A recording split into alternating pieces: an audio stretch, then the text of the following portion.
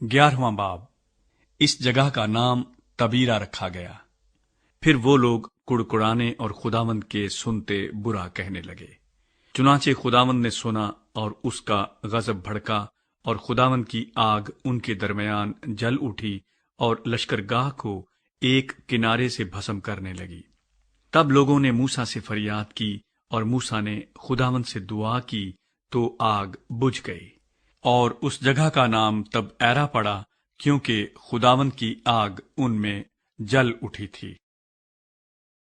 मूसा 70 सरदार चुनता है। और जो मिली जुली भीड़ इन लोगों में थी वो तरह तरह की हिर्स करने लगी, और बनी इस्राएल भी फिर रोने और कहने लगे कि हमको कौन गोश्त खाने को देगा। हमको वो मछली याद आती है जो हम मिस्र में मुफ्त खाते थे, और हाय वो खीरे और वो खरबूजे और वो गुंदने और प्याज और लहसुन। लेकिन अब तो हमारी जान खुश्क हो गई, यहाँ कोई चीज मुयस्सर नहीं, और मन के सिवा हमको और कुछ दिखाई नहीं देता। और मन धनिये की मानंद था, और ऐसा नजर आता था जैसे मोती। लोग इधर उधर जाकर उसे जमा करते और उसे चक्की में पीसते या उखली में कूट लेते थे। फिर उसे हांडियों में उबालकर रोटियां बनाते थे। उसका मजा ताजा तेल का सा था। और रात को जब लश्करगाह में औस पड़ती तो उसके साथ मन भी गिरता था। और मूसा ने सब घरानों के आदमियों को अपने अपने डेरे के दरवाजे पर रोते सुना, और खुदावंद का कहर निहायत भड़का, और मूसा ने भी बुरा माना। तब मूसा ने खुदावंद से कहा कि तूने अपने खादिम से ये सख्त बर्ताव क्यों किया, और मुझ पर तेरे करम की नजर क्यों नहीं हुई, जो तू इन सब लोगों का बोझ मुझ पर डालता है। क्या ये सब लोग मेरे पेट में पड़े थे? क्या ये मुझ ही से पैदा हुए थे, जो तू मुझे कहता है कि जिस तरह से बाप दूध पीते बच्चे को उठाए उठाए फिरता है, उसी तरह मैं इन लोगों को अपनी गोद में उठाकर उस मुल्क में ले जाऊं जिसके देने की कसम तूने उनके बाप दादा से खाई है। खुदावंद बटेरें भेजता है। मैं इन सब लोगों को कहां से गोश्त ला कर दूं, क्योंकि वो ये कह कह कर मेरे सामने रोते हैं कि हमको गोश्त खाने को दे। मैं अकेला इन सब लोगों को नहीं संभाल सकता, क्योंकि ये मेरी ताकत से बाहर है। और जो तुझे मेरे साथ यही बर्ताव करना है, तो मेरे ऊपर अगर तेरे करम की नजर हुई है तो मुझे यकलख्त जान से मार डाल, ताकि मैं अपनी बुरी गत देखने ना पाऊं। खुदावंद ने मूसा से कहा कि बनी इस्राएल के बुजुर्गों में से 70 मर्द, जिनको तू जानता है कि कौम के बुजुर्ग और उनके सरदार हैं, मेरे हजूर जमा कर और उनको खैमाए इज्तमा के पास ले आ, ताकि वो तेरे साथ वहां खड़े हों।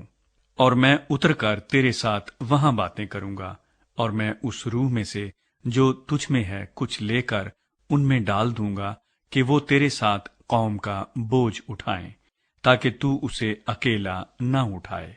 और लोगों से कह कि कल के लिए अपने को पाक कर रखो, तो तुम गोश्त खाओगे, क्योंकि तुम खुदावंद के सुनते हुए ये कह कह कर रोए हो कि हमको कौन गोश्त खाने को देगा। हम तो मिस्र ही में मौज से थे। सो खुदावंद तुमको गोश्त देगा और तुम खाना, और तुम 1 या 2 दिन नहीं, और ना 5 या 10 या 20 दिन, बल्कि 1 महीना कामिल उसे खाते रहोगे, जब तक वो तुम्हारे नथनों से निकलने ना लगे और तुम उससे घिन ना खाने लगो, क्योंकि तुमने खुदावंद को जो तुम्हारे दरमियान है तर्क किया, और उसके सामने ये कह कह कर रोए हो कि हम मिस्र से क्यों निकल आए। फिर मूसा कहने लगा कि जिन लोगों में मैं हूं उनमें 6 लाख तो प्यादे ही हैं, और तूने कहा है कि मैं उनको इतना गोश्त दूंगा कि वो महीना भर उसे खाते रहेंगे। सो क्या भेड़ बकरियों के ये रेवड़ और गाय बैलों के झुंड उनकी खातिर ज़िबा हों کہ ان کے لیے بس ہو، یا سمندر کی سب مچھلیاں ان کی خاطر اکٹھی کی جائیں کہ ان سب کے لیے کافی ہو؟ خداوند نے موسیٰ سے کہا، کیا خداوند کا ہاتھ چھوٹا ہو گیا ہے؟